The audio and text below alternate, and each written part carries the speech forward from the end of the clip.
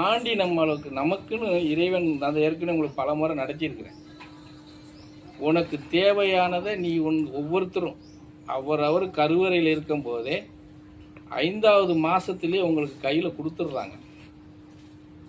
நீ எவ்வளவு நாள் இந்த பூமியில எப்போ அவதரிக்க போற, அவதரிச்சு எவ்வளவு நாள் இந்த பூமியில நடமாட போற, எப்படி வாழ்க்கையை அமைக்க போறங்கிறதெல்லாம் கொடுத்துட்றாங்க. அதுக்கப்புறம் என்ன இருக்குதுங்க? அதுதான் நடக்க போகுது. அன்னைக்கு என்ன கொடுக்குறானோ அதுதான் நடக்க போகுது. வெளியே வந்து நீங்கள் உங்களுக்குன்னு ஒரு யுக்தி வந்ததுக்கப்புறம் நீங்களா ஓடுறதும் அதை திரட்டணும், இதை உருட்டணும், அதை பண்ணணும், இதை பண்ணணுங்கும் போது அப்புறம் சங்கடம் வரும், சஞ்சலம் வரும், வேதனை வரும், கண்ணீர் வரும், நோய் வரும். புரிஞ்சுதா? இத்தனையும் சரி கட்டி நீ போகிறதுக்குள்ள எல்லாம் முடிஞ்சு போயிடும். எல்லாம் முடிஞ்சு போயிடும்.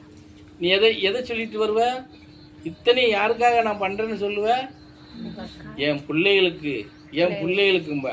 கடைசியா பார்த்தா உன் பிள்ளைகளுக்கு போறான், அவன் செமக்க முடியாத அளவுக்கு நீ கடனை தான் வச்சுட்டு போவ. ஒன்று சொத்து கடனை வச்சுட்டு போவ, இல்லை பணக்கடனை வச்சுட்டு போவ, இல்லை சொந்த பந்தத்தில் விரோதத்தை வளர்த்து வச்சுட்டு போவ. புரியுதா? இல்லைன்னா நோயை விட்டுட்டு போவ. இதுல ஏதாவது நீங்க இல்லாம விட்டுட்டு போயிட முடியுமா?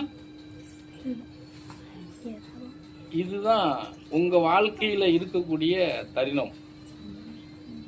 அது எவ்வளவு பெரிய பணக்காரராக கூட இருக்கட்டும், அதை பற்றிலாம் ஒன்றும் கிடையாது. அப்படி பெரிய பணக்காரங்கள்லாம் நாங்கள் பார்த்துட்டோம்.